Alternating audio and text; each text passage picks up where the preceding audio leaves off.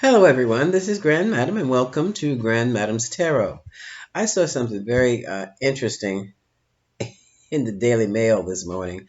Evidently, an irate chef broke into Benjamin Cumberbatch's home in North London and started throwing things around. The family was home. They were traumatized, I'm sure. But what would cause a chef with a knife wielding chef, to go running into somebody's house and tearing up their plants? That's weird. That's weird. So I decided to take a quick read on it. And after I've done this, depending upon how extensive this gets, then I'll read the collective. Okay. So, oh yeah, and the allergies are back. Ugh, I'm so sorry if you hear me sniffle, cough, or sneeze. I'll try to hit the button so that you don't. Excuse me. Uh, what caused this knife wielding chef to break in Cumberbatch's house and terrorize him and the family?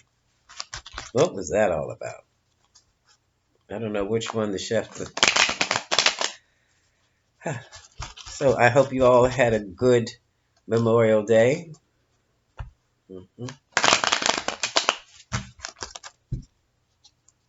A good weekend, too. Okay. All right, what was going on in the chef's mind when he broke into that man's house and terrorized his family like that? Him and his family? Just weird things are happening, you know? Okay. Oh, Tarot team, thank you. I forgot to call you in. You're here. Okay. Mm. All right.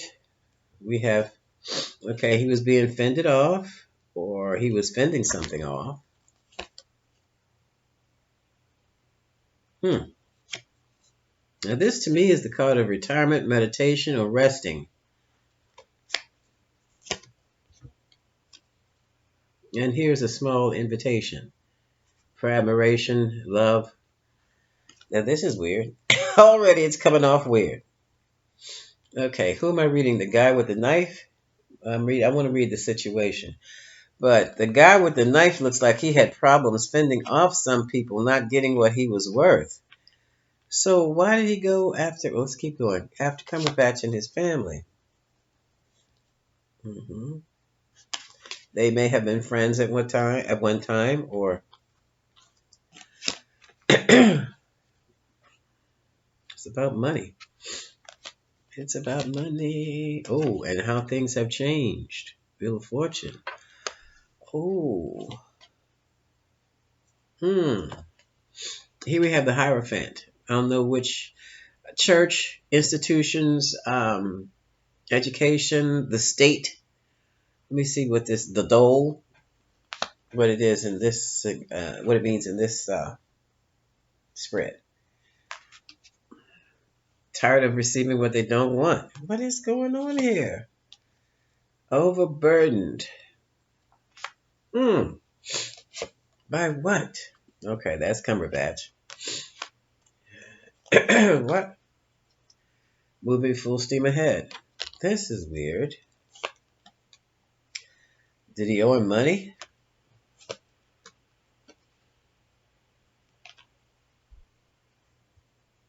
You know what this looks like? It looks like I'm going to make a statement, and I need to pick a target that's going to be famous. So when I make a statement, it's going to be big in the news. Manipulation. And now he's wondering if it's worth it. Yeah, because he's sitting in jail. And here's the conflict. Okay. This is like, it's not a publicity stunt, but it is. It's the chef's publicity stunt. He's a real chef now. With a, people are crazy. His issue is money, prestige, and there's some type of conflict. What is the untold story here?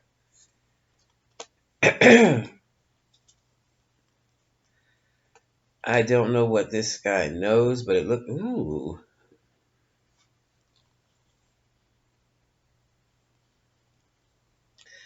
For some reason, I don't know if I don't think he blames the Cumberbatches for his sudden fall of the restaurant business. It's the untold story, and it has to do with indecision, or let's say that will be made. A decision will be made by the state that was justice. This guy had failings, insecurities, couldn't make a decision. That's why the state is involved. And now his whole world has changed. He's trying to hold on to what is already gone. So, excuse me. That's a sad situation. Yeah, that's a sad situation. I don't know if he's lost a job or has gone out of business, whatever it is. He thought throwing a temper tantrum in Cumberbatch's home would bring him attention. It did. It did. I don't know if it's helpful in any way, but the world knows about it now, you know.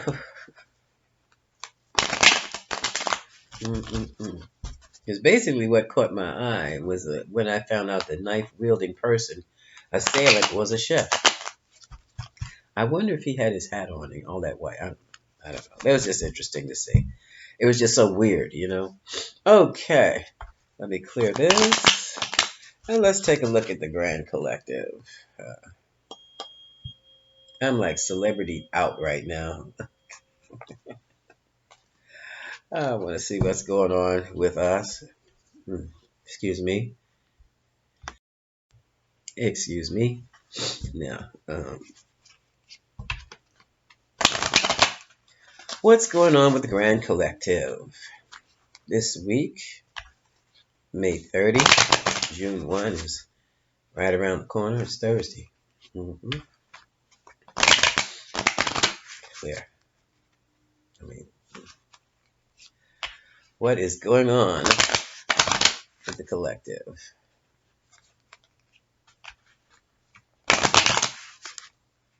One more.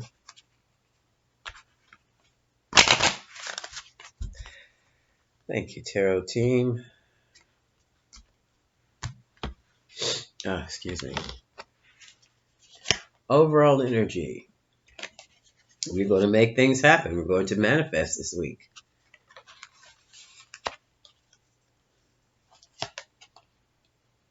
We see the light and we're working with it. That's good. And the only thing that challenges us, our biggest challenge is to expect the unexpected. So give yourself some leeway.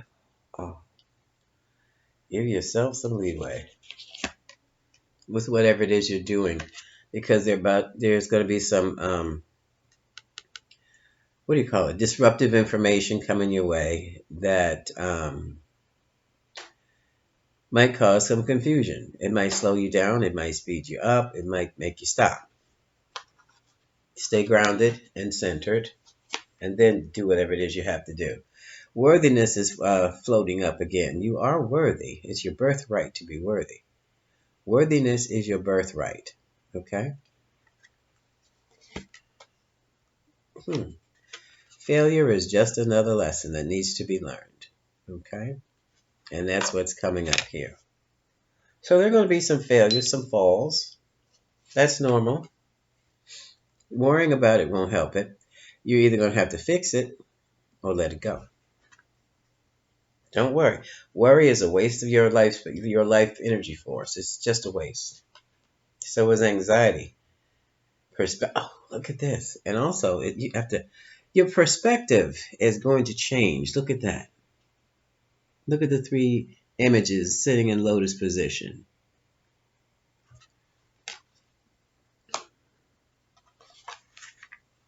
Conscious. Am I getting this right? Yeah. Conscious, subconscious, higher self. That's what you're working with. With a team like that, who could lose? Okay. And they're all you, you know. They're all you. Some of you may question the direction you're moving in. That's when you sit still, you center yourself. You can do the mantras I've given you, or you can just sit quietly, close your eyes, and say, I'm going to take this direction, whatever that direction is. and you sit there and you see how you feel. If your body starts to tense up, that's not the way for you to go. If your body starts to relax, that's the way for you to go. If the body does absolutely nothing, it doesn't matter. Okay? hmm Some people want to forgive, but they're afraid of forgiving. Right now, I would put a hold on all forgiveness and just let things happen to people. Because when you forgive somebody, it reduces their karma a bit. But you're still the one that's hurt or traumatized. So just, I'm not saying wallow in it, no. I'm just saying put your forgiveness on hold for a bit. Change your focus to something else. Mhm. Get rid of that. When you could always do a collective Ho'oponopono prayer, Hawaiian prayer, Ho'oponopono. Don't ask me to spell that, but it's spelled just like it sounds. Oh, Ho'opono, pono. Why don't you do that once a week or maybe once a month, collectively? Take all that needs to be forgiven and you've forgiven yourself. Do that at the end of the month. Well, this is the end of the month, right? Do that about once a month or maybe once a week, depending upon what your needs are. Uh, and then go on with your life. Go on with your life. Yeah, because the outcome is success. Okay? That is the outcome. So far, so good. Major transformation is taking place. That's why I said put that forgiveness business on hold. You do your collective forgiveness of this person, that person, and the other with that Ho'oponopono prayer at the end of the week. Yeah, and your balance will be restored. Okay? Balance will be restored.